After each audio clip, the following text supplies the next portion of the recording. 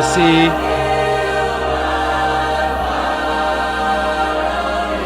B natural, B flat. Oh my gosh. I feel like I just want to sit here and not say anything.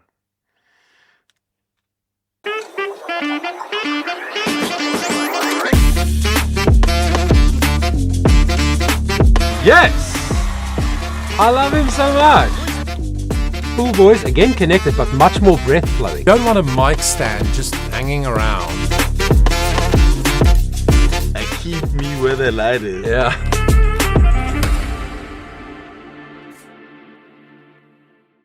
What's up, everybody? Johan Bester here from Johannesburg, South Africa. Welcome to the channel if it's your first time especially. And welcome also if you're a returning loyal supporter of the channel. I really appreciate it. If you haven't subscribed, why don't you do so today? It would really help the channel and help me to keep doing the work that I love doing, bringing you quality content. So, Jacob Collier, of course, I am a huge fan of. If you've been following my channel, you will know that. I've done several analyses of works of his audience choir stuff that he does, different expressions, different types of performances of the same song in different settings. Just always so brilliant, so refreshing, so creative. And today, of course, we're going to check out the last track on his latest album, Jesse Volume 4. And this track is called World, Oh World, which he wrote for this choir who recorded it, called the Aeolians of Oakwood, Oakwood University in Alabama. He wrote it in 2018. I don't know when they recorded it, but it must have been more recently, for the last album. But I just read up a little bit about Oakwood University because I didn't know where it was and so on. And it's very interesting. It says on the official website of the university, Oakwood University in Huntsville, Alabama, was founded by the Seventh-day Adventist Church in 1896. Quite a history. To educate the recently freed African Americans of the South. How incredible. Drawing upon its Christian faith and the emancipation of slaves by President Abraham Lincoln in 1863, it believed, the university, that, quote, all people are created equal, unquote, and deserve the opportunity to learn a trade. So beautiful. So, he saw this choir perform I think in the UK, or he said he went to a concert many years ago. He saw the choir perform and he was totally blown away.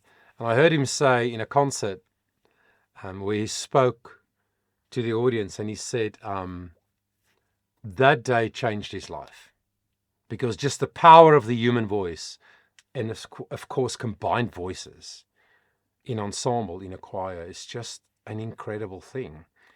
And so he said it took him another 5 years before he wrote this piece of music for the Aeolians, who are world-class singers. It is one of the best choirs that I've ever heard. The conductor is the brilliant Jason Max Ferdinand, who I just have a lot of respect for, simply based on what they accomplished by recording this piece of music. Now, this video is called the official score video, which to me and other music nerds, maybe to you as well, is so cool, because as the choir sings, the score runs at the bottom of the screen, so you can see the notation while they sing.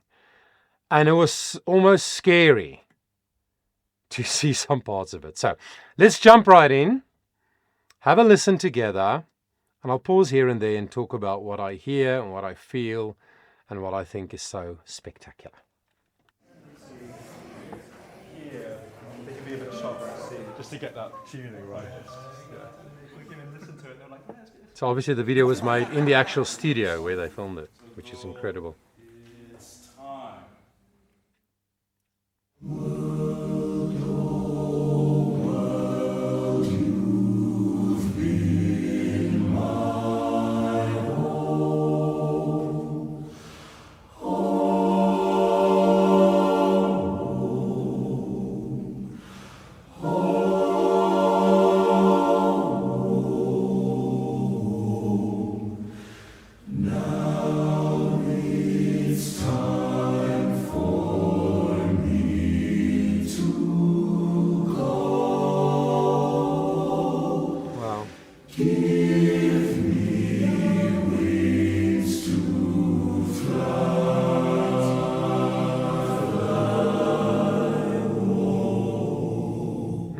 phrasing.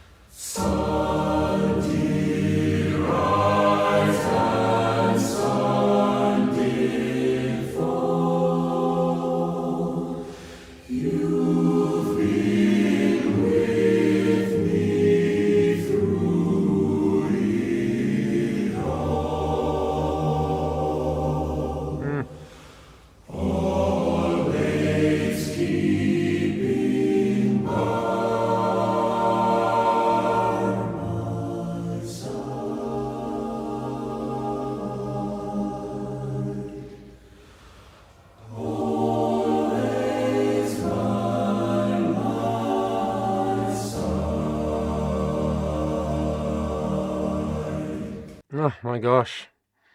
So beautiful, you don't want to interrupt it. The first thing that I want to note as a choir conductor of 33 years is in a really good choir like this, there are a number of things present or prevalent, really clear.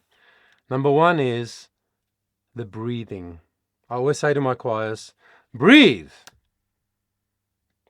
Meaning, think about your inhale. Your breath is the energy in your sound.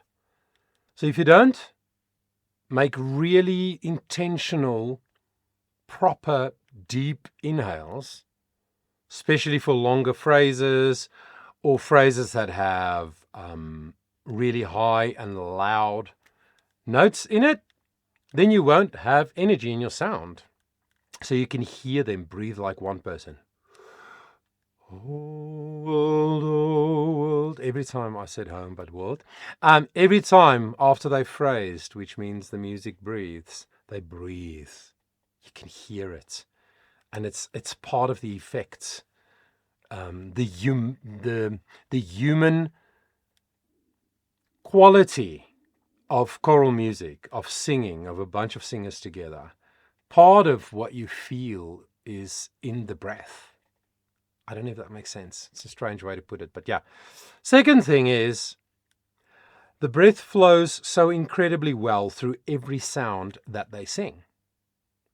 That means the vowels, it flows, it travels. You can almost hear, you can hear, not almost, you can hear, but you can almost see the sound travel, like moving, because the flow of breath is so brilliant.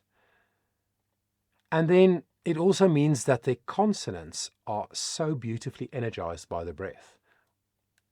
The effect of that, of course, is that you can hear every word, every t, z, n, m, whatever consonants interrupt the vowels, or not interrupt the vowels, but, help form the words before and after the vowels on the longer notes. You can hear it so clearly. So this is great because you can follow the score and you can see the words, but you can hear every word they say anyway. And by the way, every singer in that choir must be a very, very good singer. You can't have a good choral sound if you don't have really, really good individual singers. So beautiful. And the opening of this, the part that we've listened to so far, it's almost like a hymn, isn't it? Like an old hymn. Like a choral almost, but with those surprising Jacob Collier jazzy bits here and there, sevenths in some of the major chords, temporary little transpositions to another key just for a little bit, and then it's back again and ends again in E flat, which is the key that this piece is written in. And Jacob, what I love about him too is that he does all these interesting things, but not just for the sake of being different, right? So every funky, clashy, jazzy thing that pops up in very surprising ways throughout the music and also in this piece of music serves a purpose. It makes the lyric stronger. It makes you feel the emotive intention of the lyric. The musical elements that he uses. It is just brilliant. It's just brilliant. Let's keep going. Love, you've been a friend.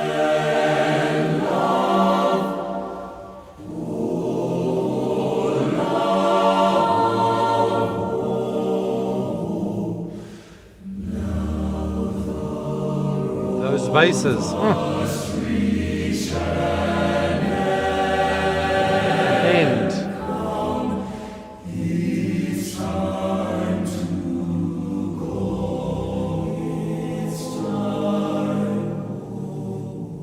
Back to E flat.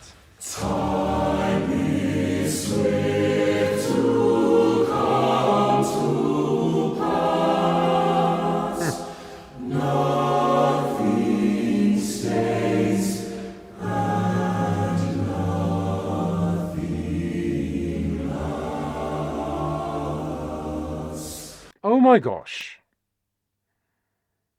I mean, this is not a theory lesson, but just looking at the notation, but even listening without looking at it, all those passing notes that the alto line carries and the tenor line, he just makes you feel stuff.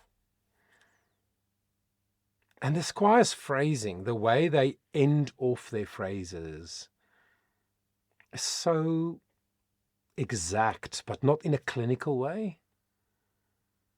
Their lasts, the percussive almost, at the end of the word lasts, it affects you, the way they emphasize it with the breath, again. But those passing notes and those crooning chords, just very surprising.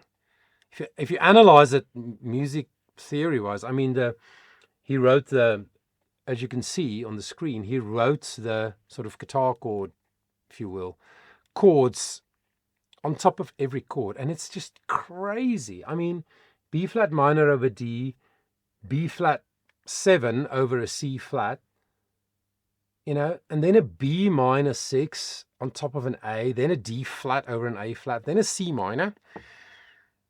I mean, as somebody who also writes music, obviously not nearly at a speck of the level that he does, but it's just so surprising. I would have never thought of that.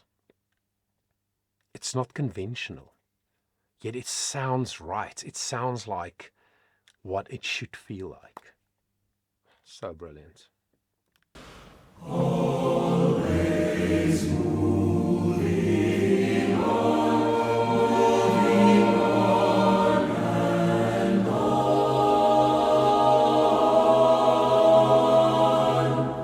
Wow. Always moving on.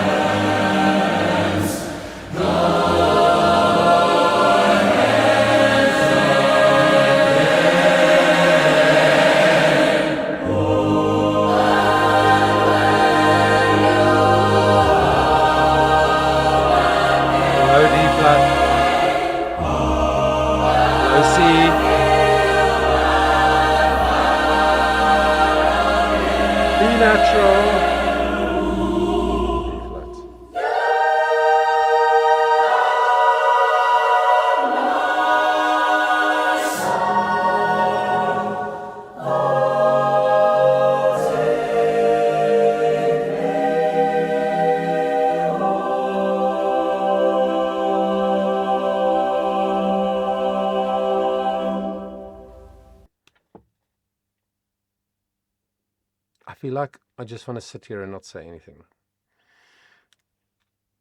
It is very difficult for me to articulate what I feel when I listen to this. Did you see those chords? I mean, just in the male voices, the tenor and bass groups, there was like a chord that had like, I don't want to now go back, but I think it had like 6 or 8 parts in it. That's just the men.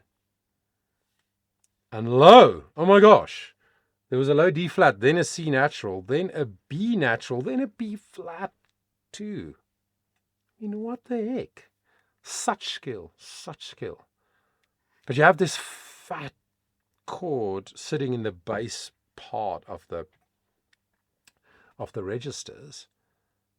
And then you get these female voices coming in also in 4, 5, 6 parts.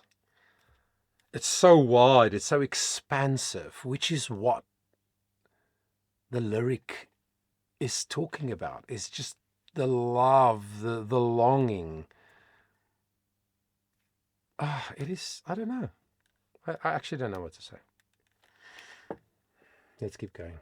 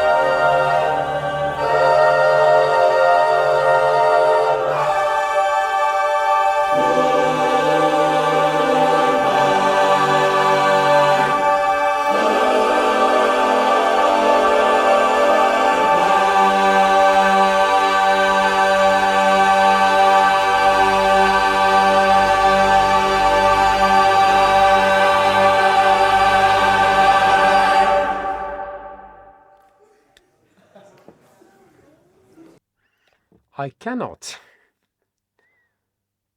I don't know. I counted quickly. There are chords there that have 16 parts in it. It's not a massive choir. It's not 150 singers. I don't know how many there are. I haven't researched it or counted them, but I'm sure there are places in this piece where maybe there are only 3 singers on one of those parts, 3 or 4 singers, because you have to split soprano into like 4 different parts, alto into 3 different parts, tenor into 4 different parts. And did you notice how long they held those chords? That's super high for the soprano ones. And you never hear the sound dip. In other words, their skill to sing that any pitch, but especially when it's super high, like a high C and stuff like that.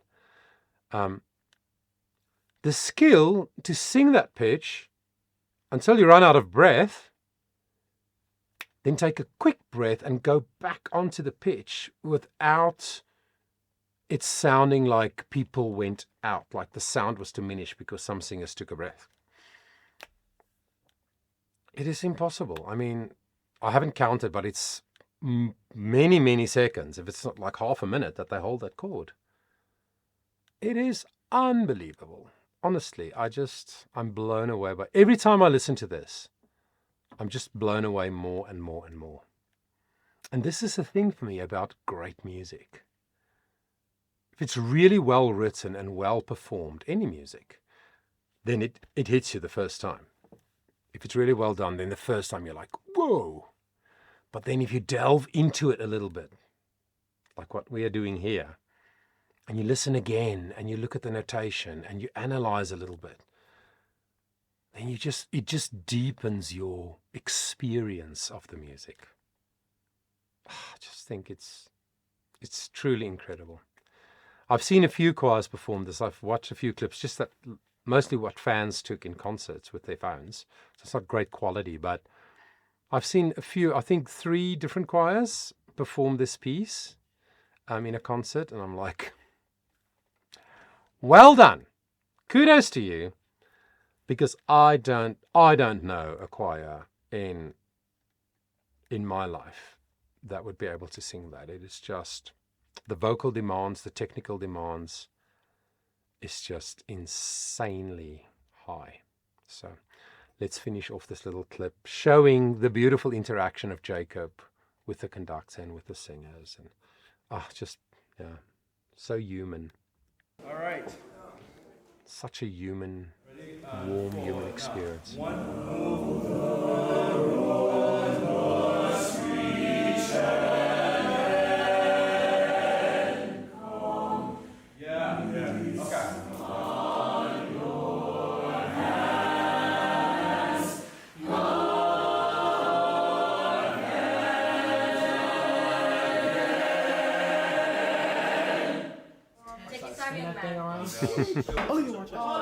Oh! I'm not great at snooker, but that was pretty terrible.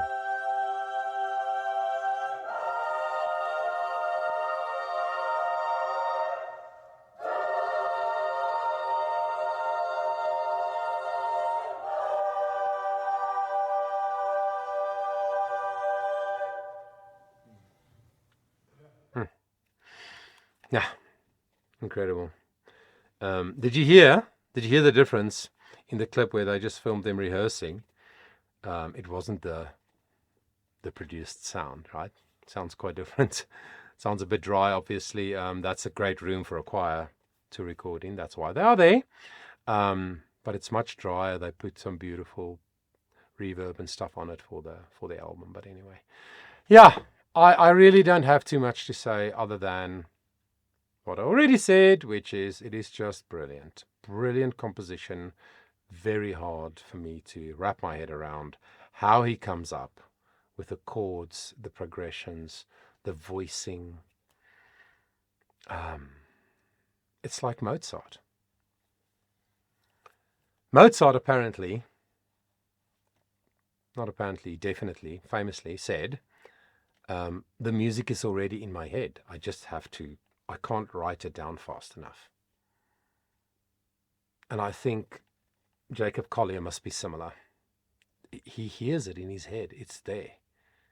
And he just has to find a way to express it and write it down and communicate it so other people can actually enjoy performing it. So anyway, I'd love to know what you think about it.